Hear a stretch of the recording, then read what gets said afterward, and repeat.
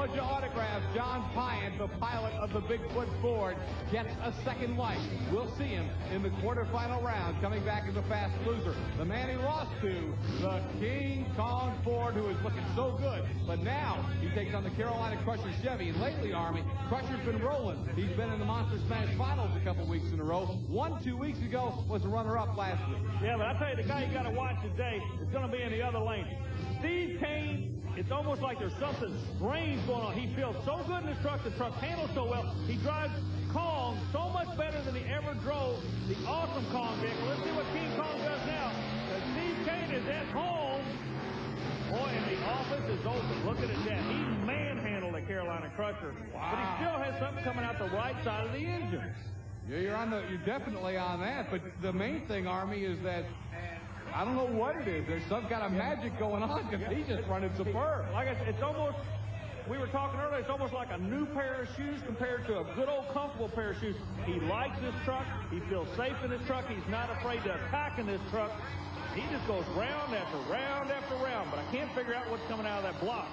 Well, Army, there he is. See what it is. I tell you what, you're looking back at the truck. It's running good. It's sounding good, but there's something coming out of the right side of that block. What is it? Well, what I think it is, Army, is the oil dipstick keeps coming out, and it keeps blowing water. Okay, we just received word from the crew. Okay, other than that, everything's go? Oh, yeah, truck's running fine. We're down to 4. You're one of them. We'll see you in that next round. All right, thank you, Army.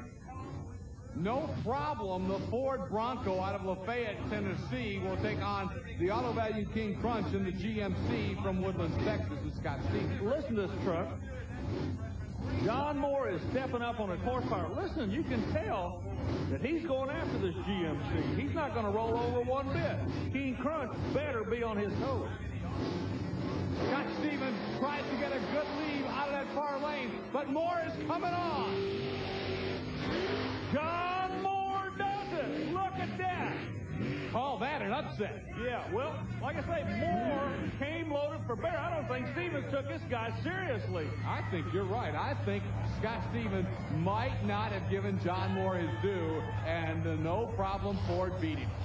A little bit of brain fade on the starting line. He waited just a second, and believe me, John Moore took advantage of that and parlayed it into a big, big win. Well, as you look at the end of the replay, and Army, he's still bouncing like you were talking about, but boy, it didn't cost him. Here's the ISO on the Auto Value King Crunch. He just never got it going in time. No, he made a good run. He just left late. That's all there is to it. They just got beat on the starting line. Here he comes over. It's not a bad-looking run. It just wasn't fast enough. John Moore gets the victory in that no-problem Ford, beating that truck, the Auto Value King Crunch. John Moore is coming out. Look how he comes out of the truck, too. It's actually a little stepladder effect toward the back. Army's over there with him, and he'll be talking to him right now. Army? John Moore, that had to be one of the best races you've ever run. Felt good. You're going to get King Kong in the next round, too. Bad boy Fords. What's going through your mind on it? I'll have to go back and get ready for it, tighten a couple bolts. I think we can do it. He's going to go to the left lane. I know you're going to go to the right lane. There's not going to be any excuses on this one. The best truck's going to win that next round, right? There's no doubt about it. Yeah, I picked this lane tonight, and that's the one I'm going to live with.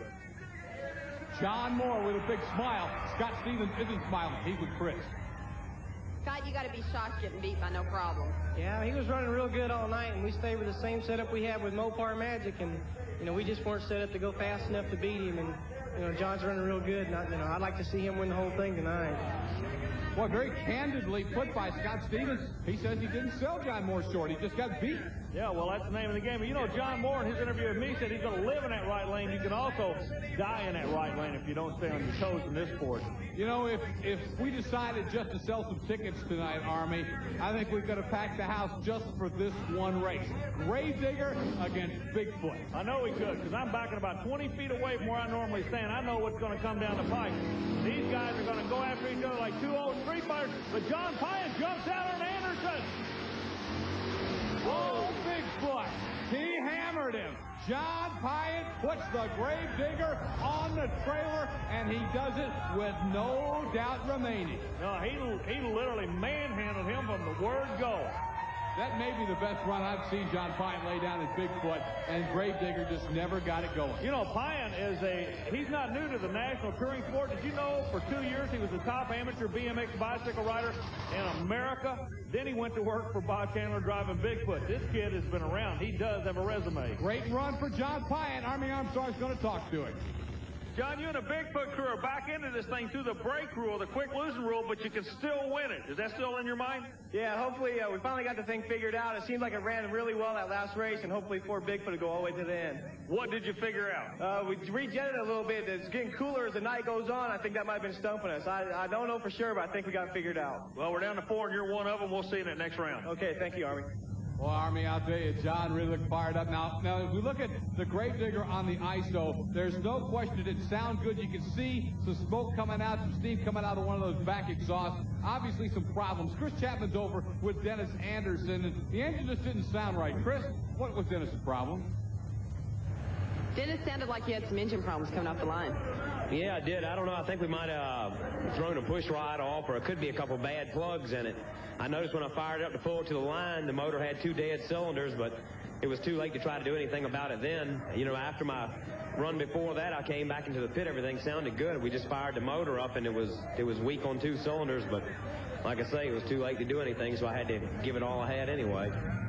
That's a strong indication they fouled some fuel. Fuel fouled the plugs is what it's called. He said the engine was running good. Now, this is the guy coming to the line now that's been fighting that same problem, not with 2 cylinders, with all 8 cylinders. On the other side of the coin, the equalizer, they've got it all figured out. Gary Cook is sitting there like a Cheshire cat with a grin from ear to ear. He thinks he's got this field covered tonight with the equalizer. Well, and certainly he's a prohibitive favorite in this race.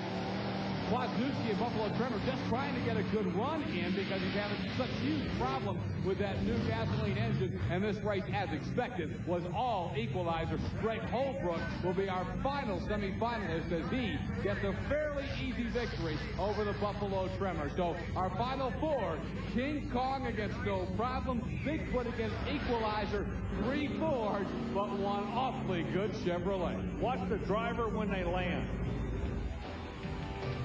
You're right, man. He takes a beat. Yeah, big time. But the young man can take it, and he'll be back for more a little later. When we come back, it's the pull-off from Fishersville.